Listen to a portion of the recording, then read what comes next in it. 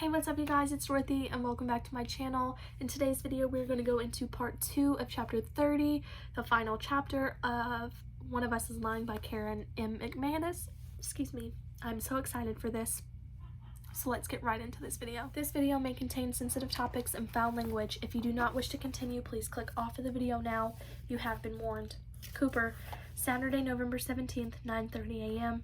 It's pretty surreal to come downstairs for breakfast Saturday morning to my grandmother reading an issue of People with me on the cover. I didn't pose for it. It's a shot of Chris and me leaving the police station after giving our statements. Chris looks fantastic and I look like I just woke up after a night of heavy drinking. It's obvious which of us is the model. Funny how this accidental frame thing works. First, people supported me even though I'd been accused of cheating and murder, and then they hated me because of who I turned out to be. Now they love me again because I was in the right place at the right time and managed to flatten Jake with a well-aimed punch, and because of the halo effect of being with Chris, I guess. Eli's giving him full credit for figuring out what really happened, so he's the new breakout star of the whole mess. The fact that he's trying to avoid the media machine only makes them want him more. Lucas sits across from Noni, spooning Cocoa Puffs into his mouth while scrolling through his iPad. Your Facebook fan page has 100,000 likes now, he reports, flicking a strand of hair out of his face like it's an annoying bug. This is good news for Lucas, who took it personally when most of my so-called fans deserted the page after the police outed me.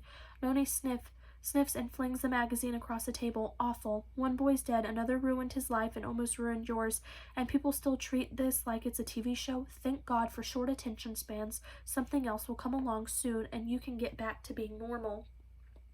Whatever that is.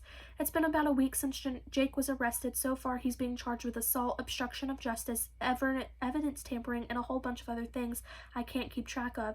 He's got his own lawyer now, and he's in the same detention center where Nate was being held, which I guess is poetic justice, but it doesn't feel good. I still can't reconcile the guy I pulled off Addie with the kid who'd been my friend since 9th grade. His lawyers talking about undue influence from Simon, and maybe that explains it, or maybe Ashton was right and Jake's been a control freak all along. Janae's cooperating with the police, and it looks like she'll get a plea bargain in exchange for her testimony. She and Addie are thick as thieves now. I have mixed feelings about Janae and the way she let things get this far, but I'm not as innocent as I thought either. While Addie was zonked out on painkillers in the hospital, she told me everything, including how my stupid panic slight at junior prom made Simon hate me enough to frame me for murder. I have to figure out a way to live with that, and won't be by not forgiving other people's mistakes. You meeting Chris later? Noni asks. Yep, I say. Lucas keeps eating cereal without blinking an eye. Turns out he couldn't care less that his older brother has a boyfriend, although he doesn't seem to miss Keely, who I'm also seeing today before Chris and I get together, partly because I owe her an apology and partly because she's been sucked into this mess too. Even though the police tried to keep her name out of Simon's confession, it wasn't part of the public record, but people at school knew even enough to guess. I texted her earlier this week to see how she was doing, and she texted me back an apology for not being more supportive when the story about me and Chris broke, which was pretty big of her, considering all the lies I told. We went back and forth for a while after that. She was pretty broken up about the part she played and everything, even though she had no idea what was happening. I'm one of the few people in town who can understand how that feels. Maybe we can manage to be friends after all this. I'd like that. Pop comes into the kitchen with his laptop, jiggling it like there's a present inside. You check your email? Not this morning.